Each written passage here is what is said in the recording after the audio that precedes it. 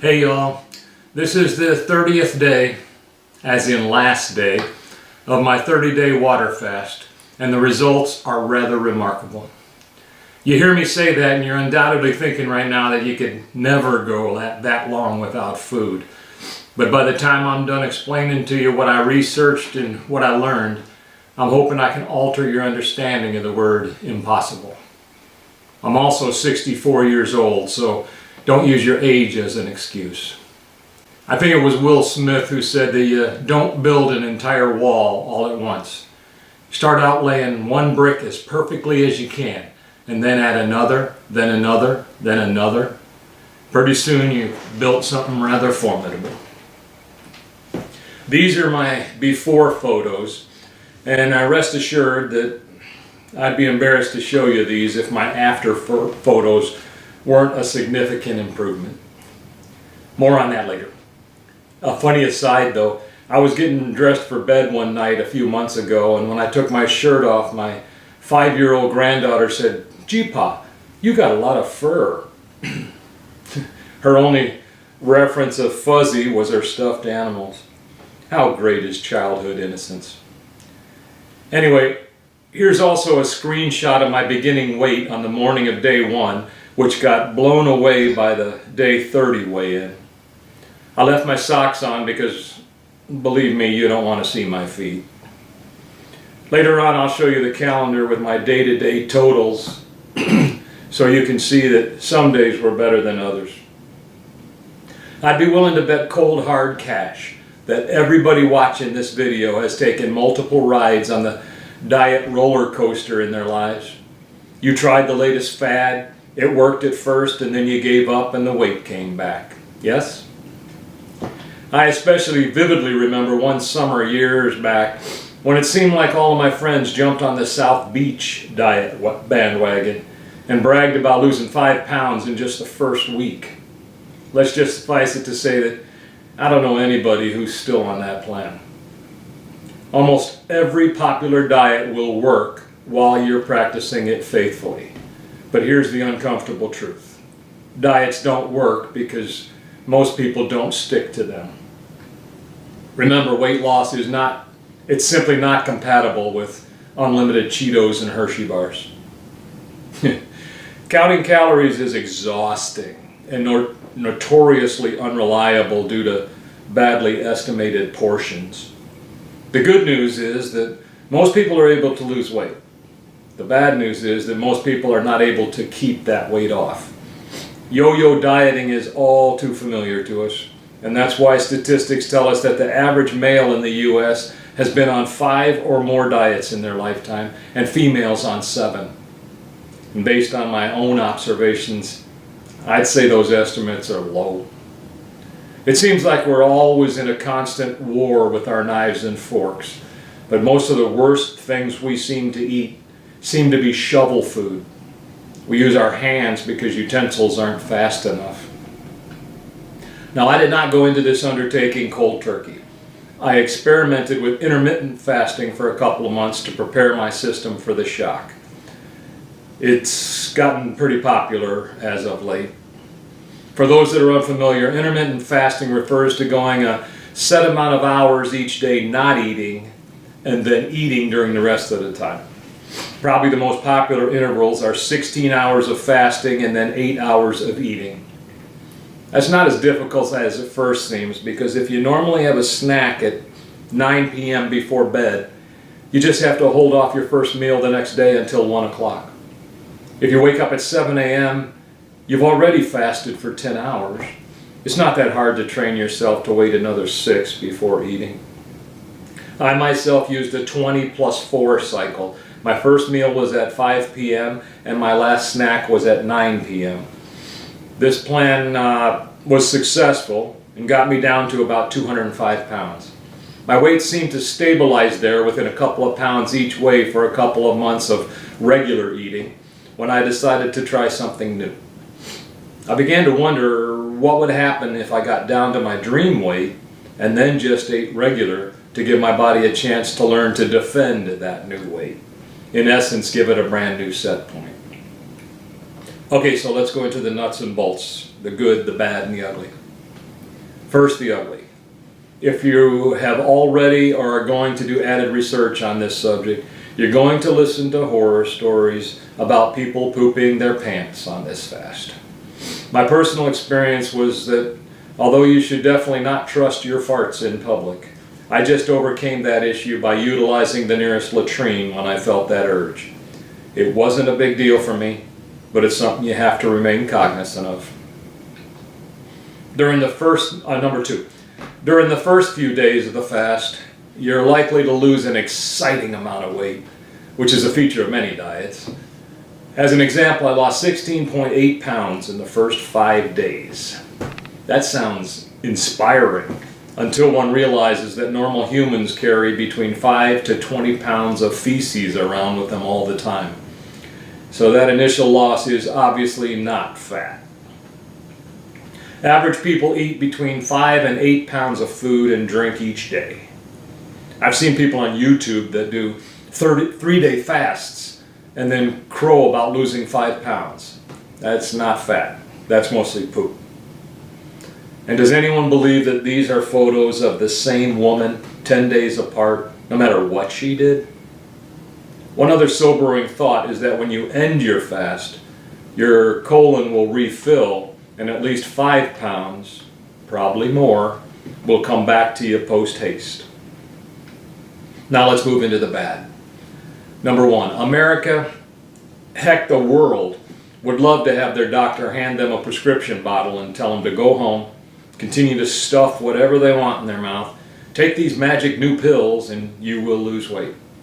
We'll all be dead someday and our descendants will still be looking for that pill. Number two, no matter how long you stay on a treadmill, you cannot out-exercise your mouth. Weight loss happens in the kitchen, not in the weight room.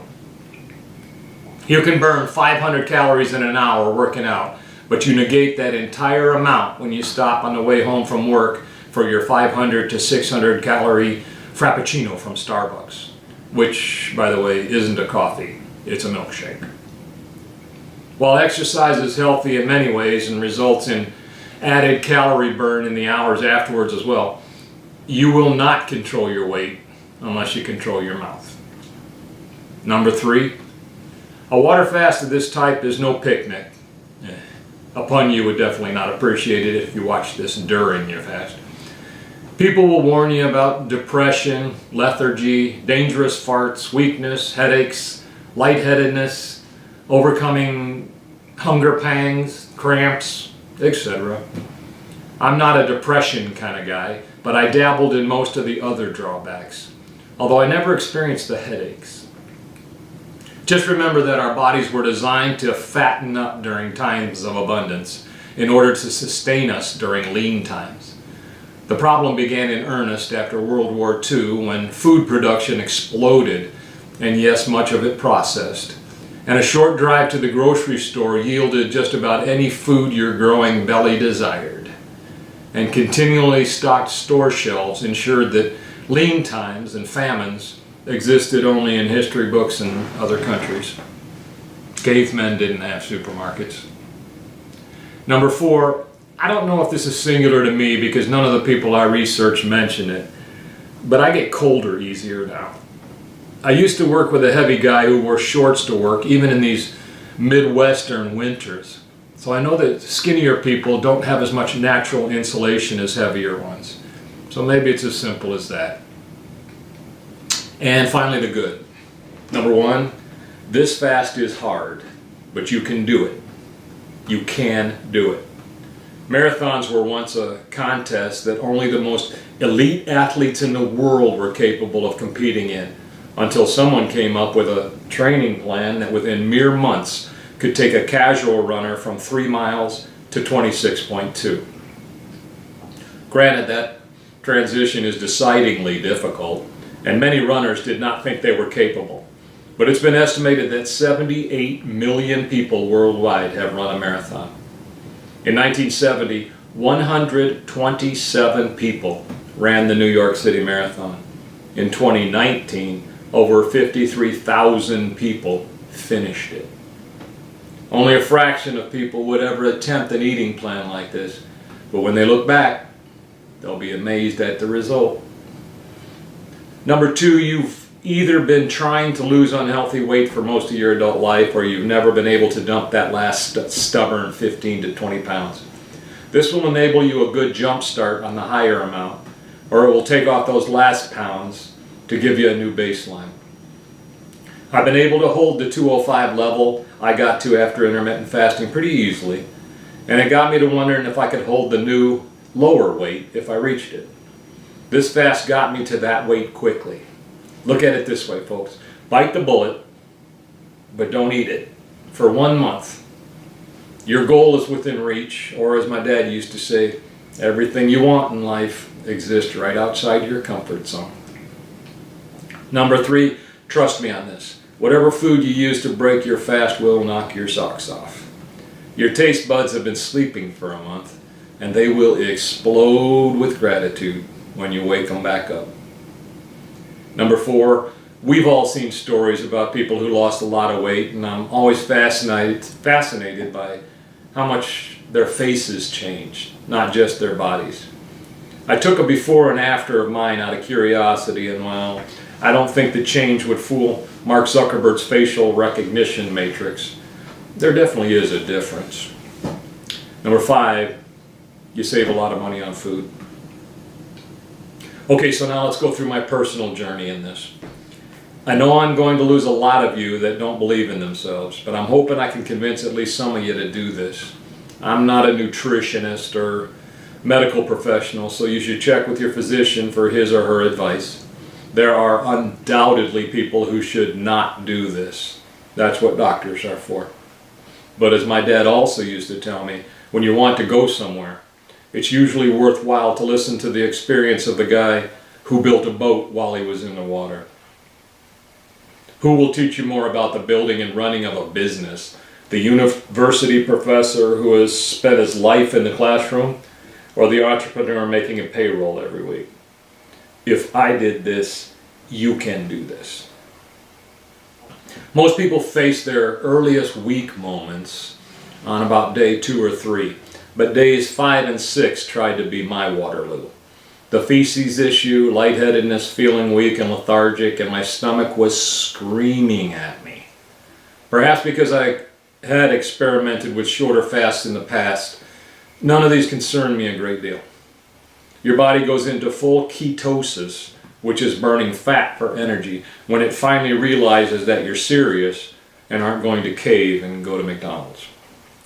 Naturally, your body fights tooth and nail to run like you've always taught it to run, but it is far more adaptable than you think it is.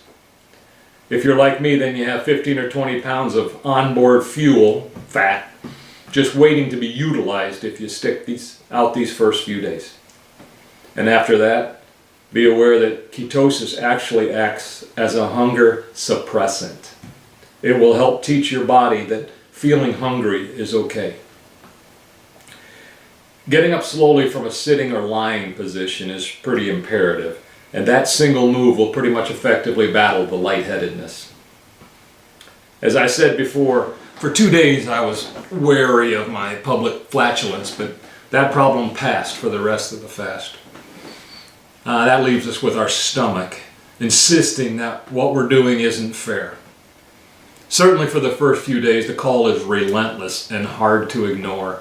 Our bodies actually find fat a more efficient fuel than most of the stuff we usually eat. That's why our bodies are evolutionarily hardwired to store it. Once you go into ketosis, your body has plenty of evolutionary fuel, and your stomach begins to stop sending out those urgent mayday calls to your brain. But unfortunately, that is when the brain starts inventing emergencies of its own. From the day you could eat solid food, it was ingrained into you that good times equal food. You've never been to a celebration or remembrance that didn't involve eating, have you?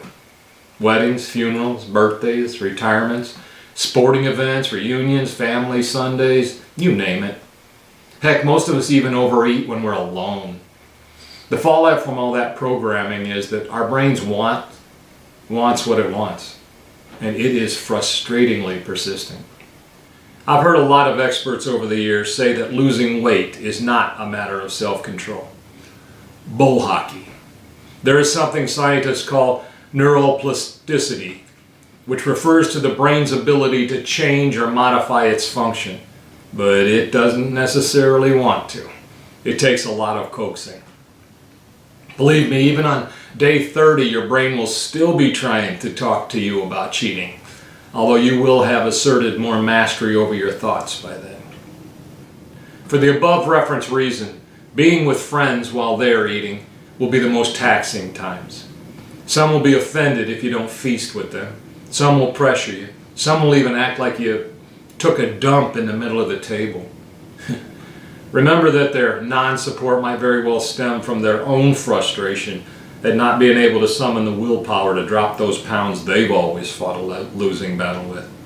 Supplement your own strength with the reinforcement of the few friends that you have that can celebrate your success as if it's their own.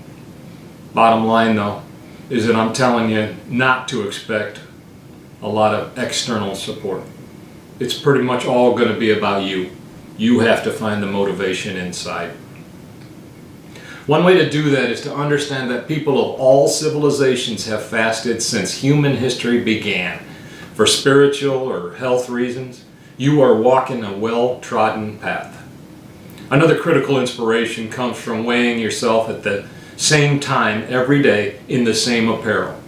The scale doesn't lie to you, and watching that number continue to go down every day is magic. Interesting aside, your body actually does most of its fat burning at night while you sleep. I am fully aware of the fact that this is a water diet, but I made one alteration of my own to tailor it to me that does not comply with conventional wisdom. I allowed myself calorie-free beverages instead. A lot of experts will tell you that you can't do that, but it worked out fine for me and it kept me going.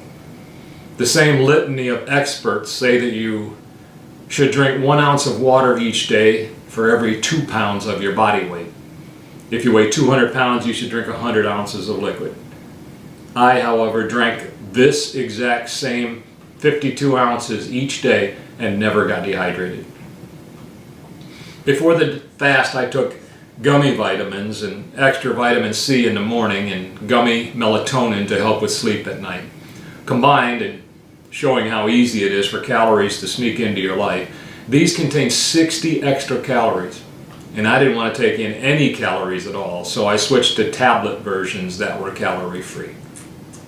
As I mentioned at the beginning, my day-to-day weight loss fluctuated slightly.